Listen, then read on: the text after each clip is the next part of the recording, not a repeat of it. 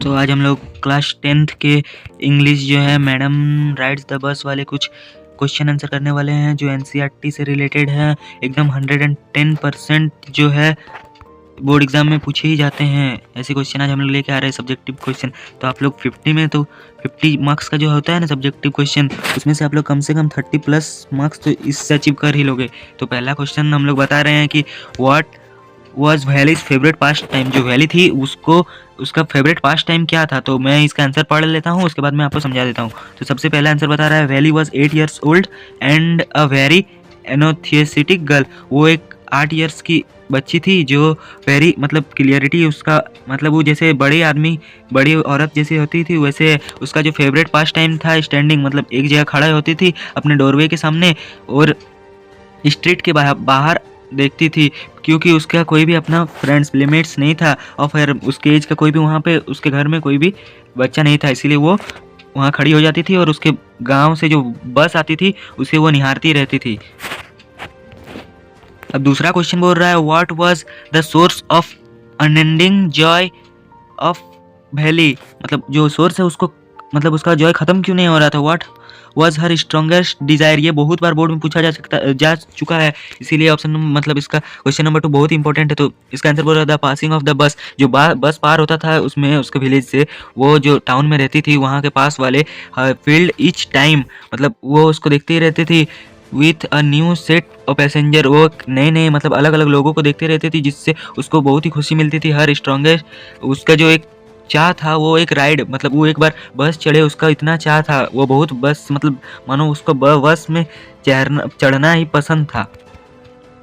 अब तीसरा number question बोल रहा है what did Valli find out about the bus journey, how did she find this details. वो बस जर्नी में कैसे जर्नी के लिए फाइंड की मतलब खोजी और वो फाइंड दिस डिटेल्स और इस डिटेल्स को वो कैसे पता की।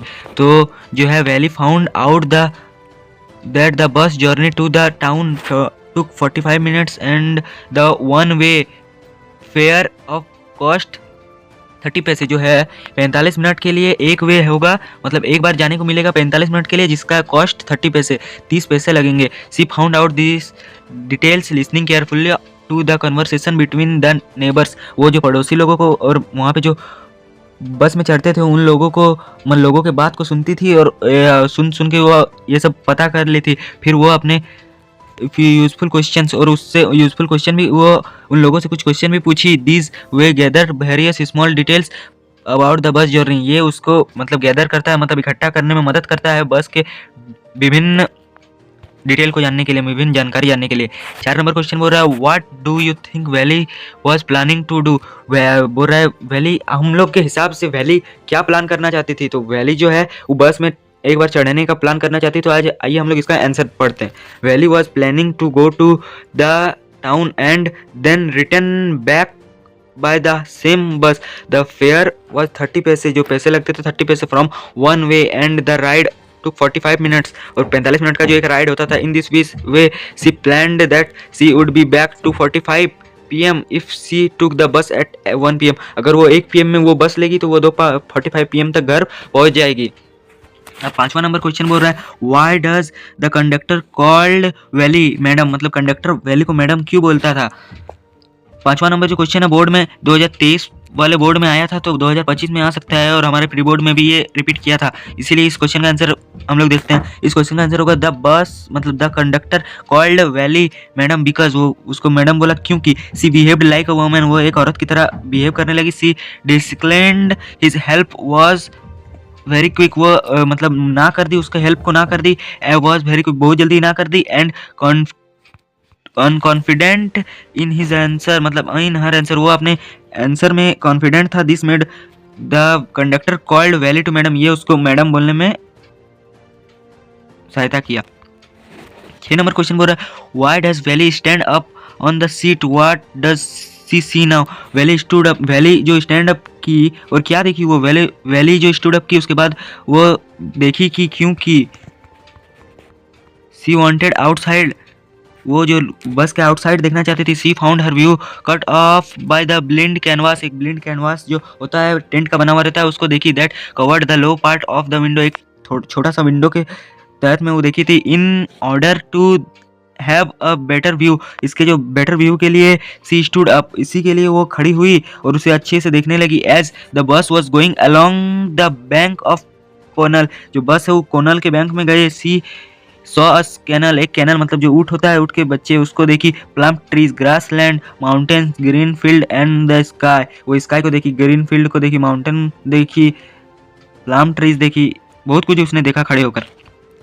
7वां नंबर क्वेश्चन बोल रहा है what does Valli tell the elderly man when he calls her child, मतलब उसको जो एक आदमी बोला ए बच्चे, तब उसने क्या उस मैन को जवाब दिया। तो Valli told the elderly man that there was nobody in the bus who was a child as she was annoyed by his attention, वो जो बोली कि कोई यहाँ पे बच्चा नहीं है, जो मैं हूँ, मैं अपने हिसाब से आई हूँ। सी also replied that she had paid her 30 पैसे fare like other passenger, वो जो है दूसरे पैसेंजर की तरह उसने भी 30 पैसे दिए हैं इस बस में चढ़ने के लिए। 8वां नंबर क्वेश्चन बोल रहा है why did not Valli want to make friends, Valli अपना दोस्त क्यों नहीं बनाना चाहती थी दूसरे मैनों की तरह, मतलब दूसरे औरतों की तरह। Valli did not want to make friends with the elderly woman because she looked quite uncivilized by appearance. She had big ear holes with ugly earrings. Apart from this, she was chewing betel and her mouth was also filled with betel juice that was threatening to spill over her lips at any moment, जो है any moment उसमें उसको बताया गया कि वो उसका जो अर्ली इयरिंग्स मतलब कान की बाली जो मतलब एकदम बदसूरत थी, वो बहुत ही बकर बकर करते रहे थे, इसीलिए वो उसका अपना दोस्त नहीं बनाई। 9 नंबर क्वेश्चन बोल रहा है how did valley save money for her first journey, was it easy for her, ये भी क्वेश्चन बहुत बार रिपीट करता है एनसीईआरटी में, इसीलिए इसको भी इंपॉर्टेंट है। Valley saved up the money, जो वैली अपने मनी को सेव की थी फॉर हर फर्स्ट जर्नी, जो अपने पहले जर्नी के लिए, by resisting her temptation to buy peppermints, जो वो अपने सब कुछ बेचने के बाद की, जो पेपरमिंट उसका टॉयज बैलून्स सब कुछ बेचने के बाद वो पैसे जो इकट्ठा की। It had been very difficult for her, वो जो था उसके लिए बहुत ही कठिनाई का साथ था, कोई भी बेच के जो है। Even at the village fair she resisted the temptation to be on merry go round में उसका जाना था, लेकिन वो उसको मना कर दी। Thus she had been able save 60 paise for her first journey, इसी तरह वो अपना 60 पैसे क्या बोलते हैं जुगाड़ कर ली थी।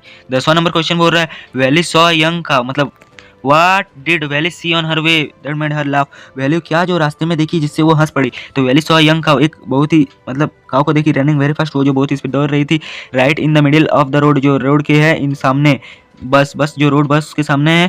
The driver repeatedly ब्लीव the horn, जो ड्राइवर है वो हॉर्न बजाया। The car moved away, cow moved away, जो काउ वहाँ से हट गया। But the cow got scared and instead of living the road she kept on galloping in front of the bus made Valley laugh heartily, जो बस में था उसको ग्लोपिंग जो गाय जो गंगाई मतलब बोली, उसको वो वैली को हंसने में प्रोत्साहित किया। तो हमारा कुछ 10 क्वेश्चन जो भी आई था वो कंप्लीट हो गया है। तो इस वीडियो को लाइक, चैनल को सब्सक्राइब कर दे, और इससे अलावा इस चैप्टर से कोई और दूसरा क्वेश्चन नहीं पूछता है, इसलिए इस वीडियो को जरूर याद कर ले।